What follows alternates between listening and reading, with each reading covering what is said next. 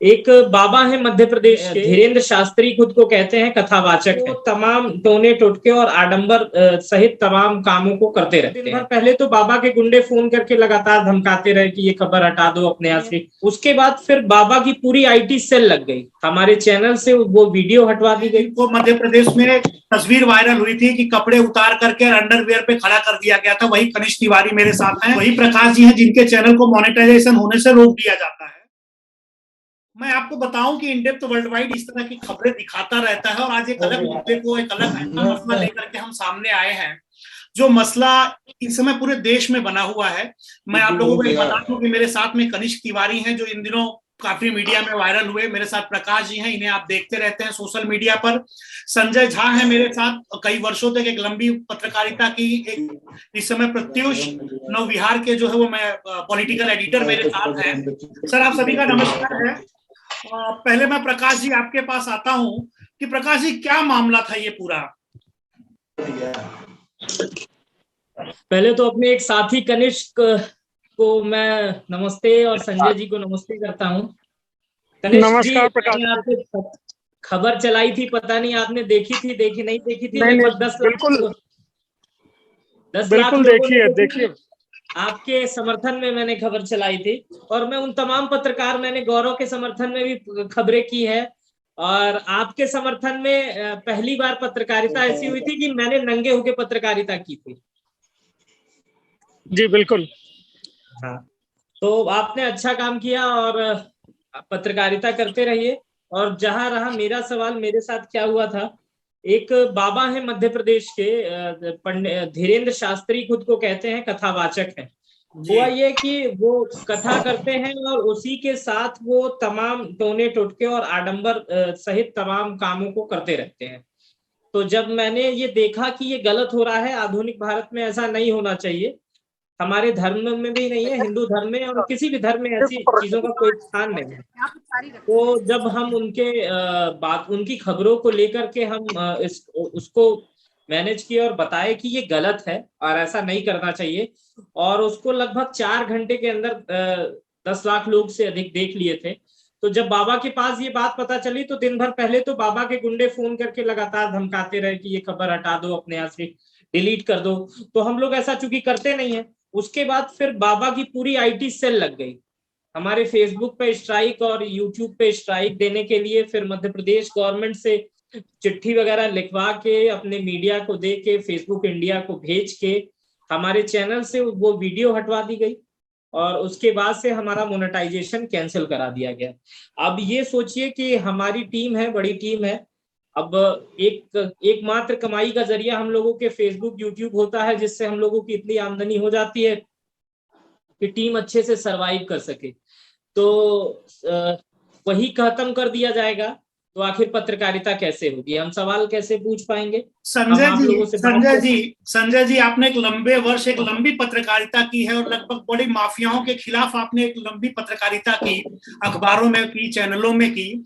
आप जानते होंगे कनिष्क तिवारी ये वही हैं जिनको मध्य प्रदेश में तस्वीर वायरल हुई थी कि कपड़े उतार करके अंडरवियर पे खड़ा कर दिया गया था। वही कनिष्क तिवारी मेरे साथ हैं, वही प्रकाश जी हैं जिनके चैनल को मोनेटाइजेशन होने से रोक दिया जाता है।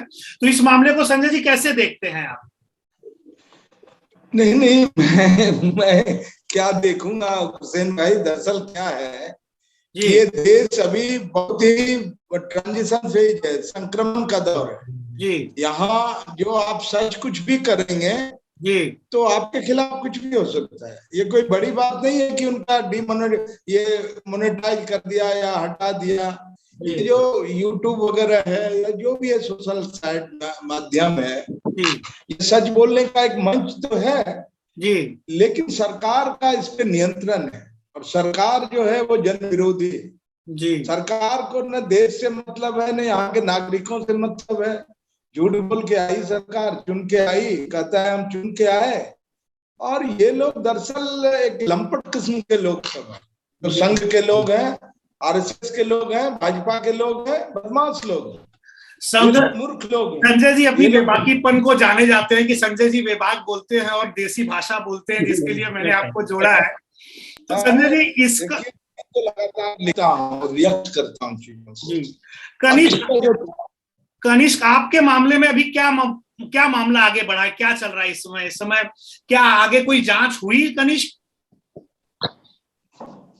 जी, आपको बता दूं कि अभी फिलहाल कोई जांच तो इतना अभी कुछ समझ में नहीं आ रहा है चीजें जी। हालांकि अभी जो मानवाधिकार में मामला गया था, क्योंकि उन्होंने सेल्फ इसको मामले को उठा लिया था जी।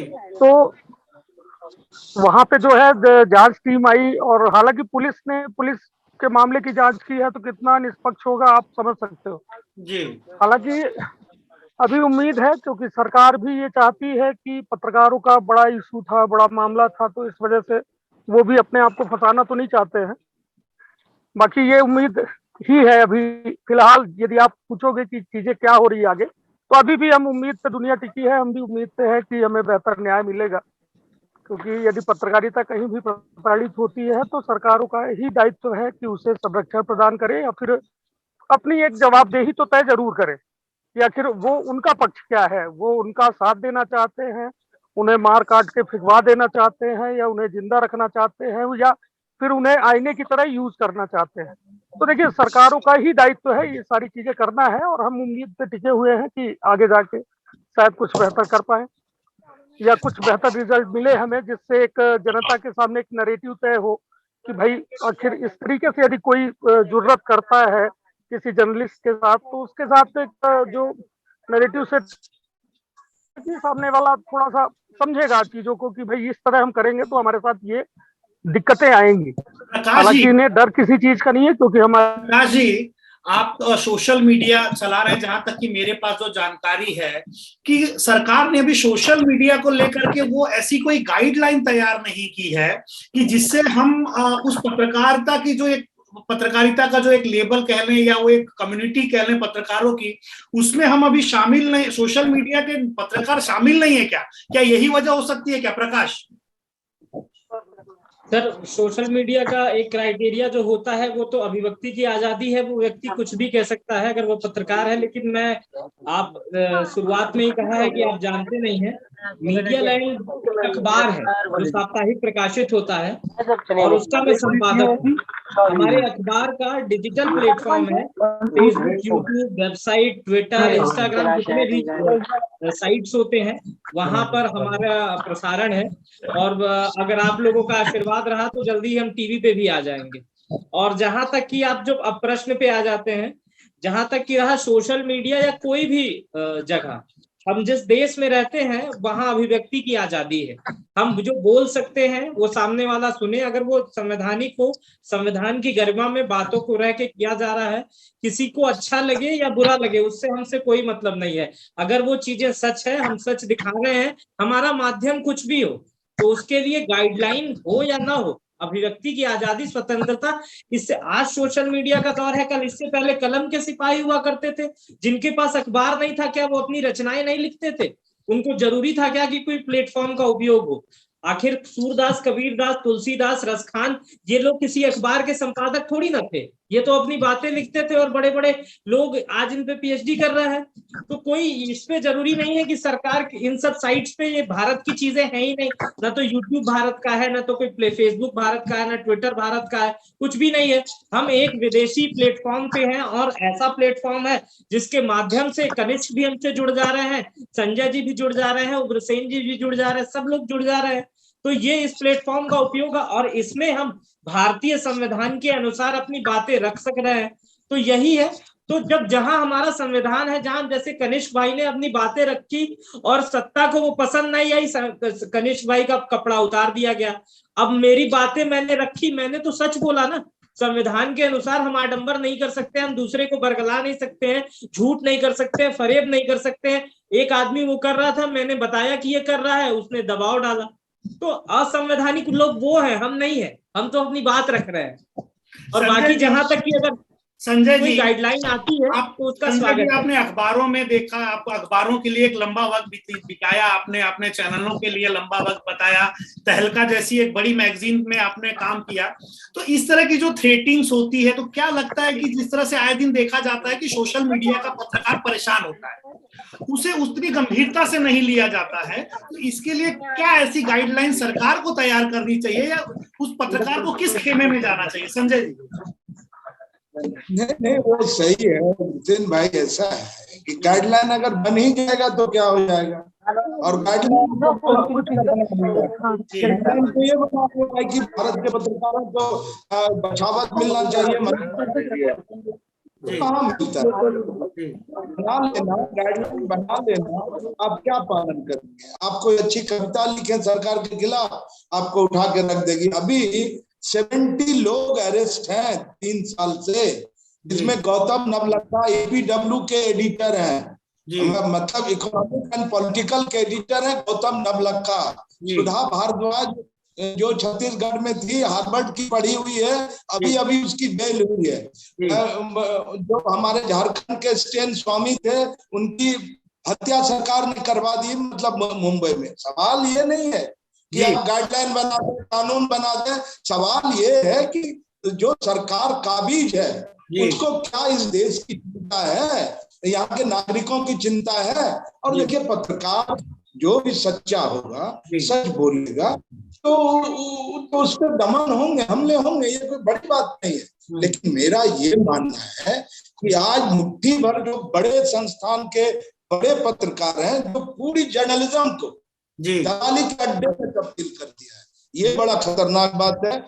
जो मतलब हम ओपिनियन मेकिंग लोग हैं ना, हम जो बोलते हैं करते हैं वो जनता के बीच जाता है। वो पाठक हमारे सोचते हैं कि नहीं ये पत्रकार सही लिखा हो, लेकिन आज आप देख लीजिए, मैं नाम गिना सकता हूँ, आप जी न्यूज वालों को देख लीजिए। मैं देखता था, ये कभी चावल का व्यापार था, ये सामाजिक यहाँ बैठा रहता था, ठीक है, सुभाष चंद्रा राज्यसभा में है, ठीक है, या फिर आज तक में आप देख लीजिए अंजना ओम कश्यप को, आप देख लीजिए श्वेता सिंह को, आप मतलब एक लंबी फहरिस्त है चाटुकारों की, और आप इसको पत्रकार नहीं कह सकते।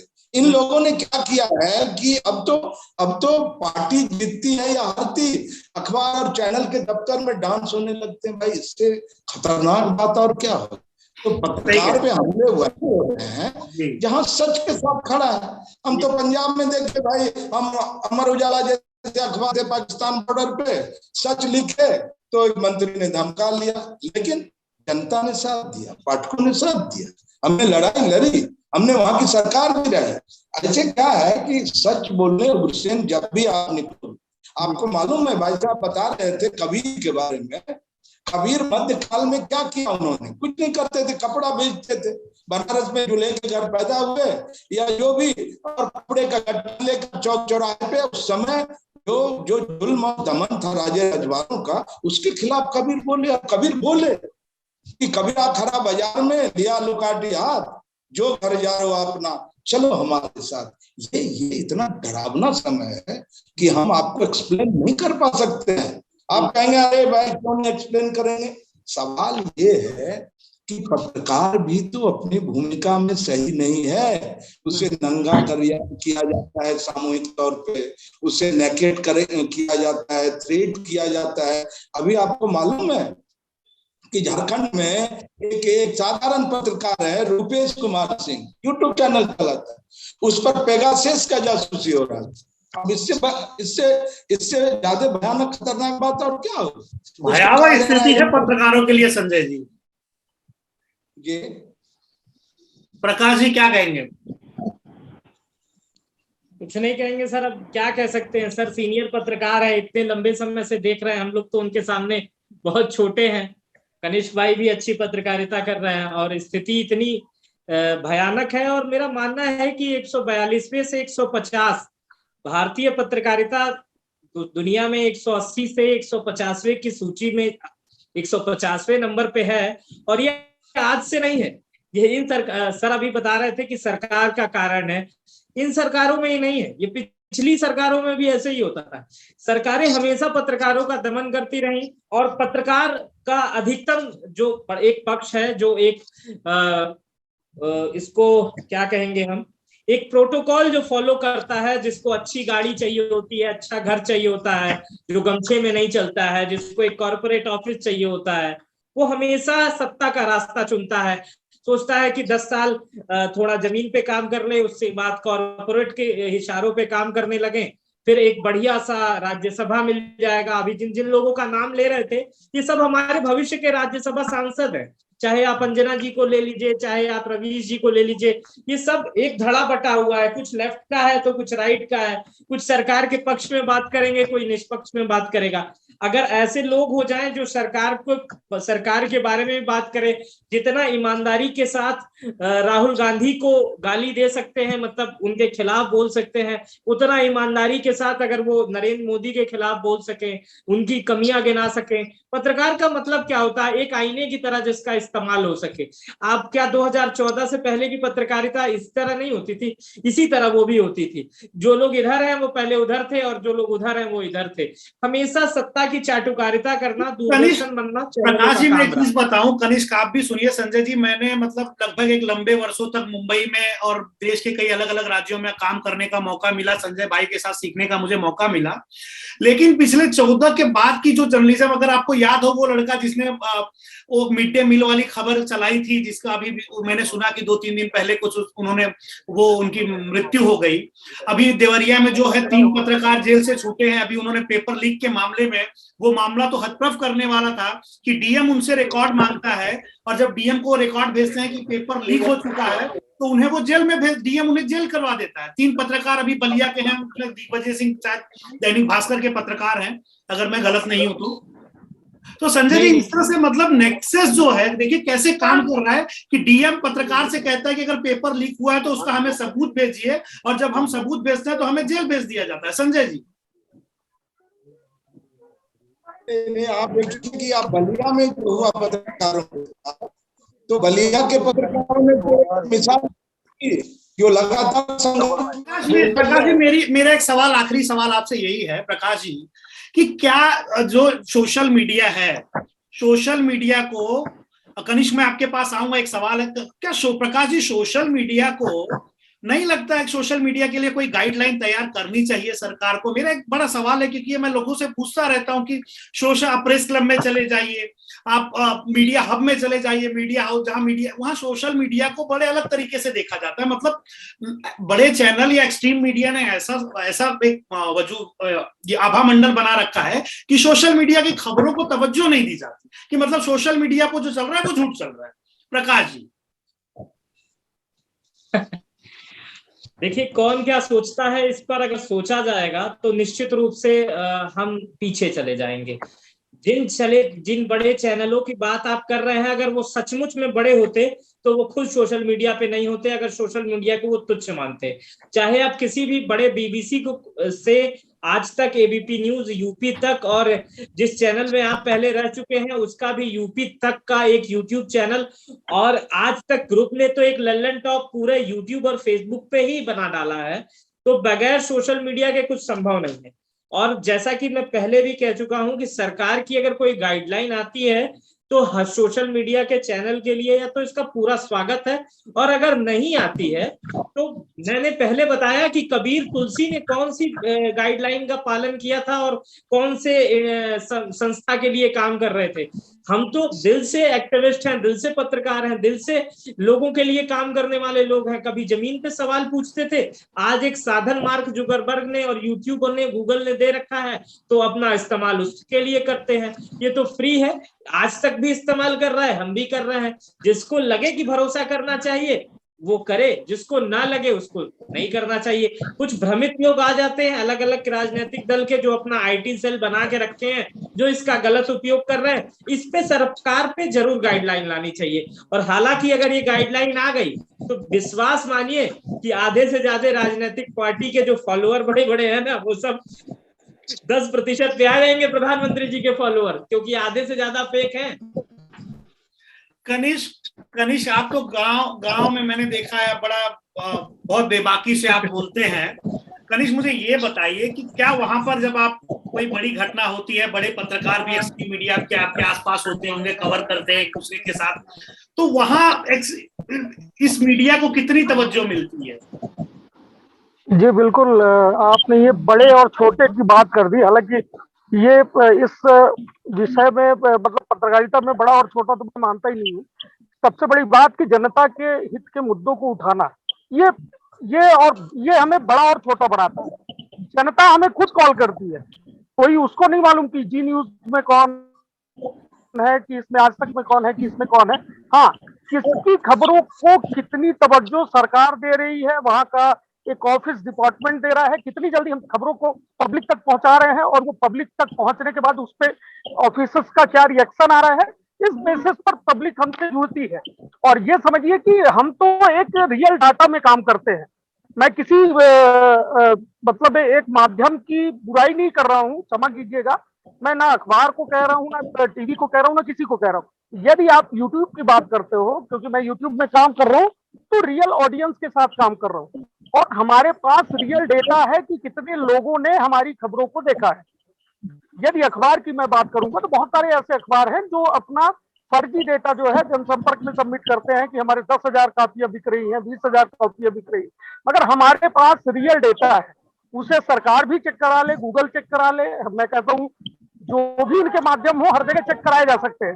और रही बात छोटे और बड़े की, इसीलिए मैंने आपको ये उदाहरण देके बोला कि छोटा बड़ा तो कुछ होता ही नहीं है। जनता की प्रमुख ये है कि कौन मुद्दे को उठाएगा। यदि चलिए इसी के साथ संजय जी इस वक्त को हम इस डिबेट को हम विराम देते हैं, और अगली डिबेट पर हम आप मिलेंगे। आप सभी का हमसे जुड़ने के लिए शुक्रिया। Thank you sir.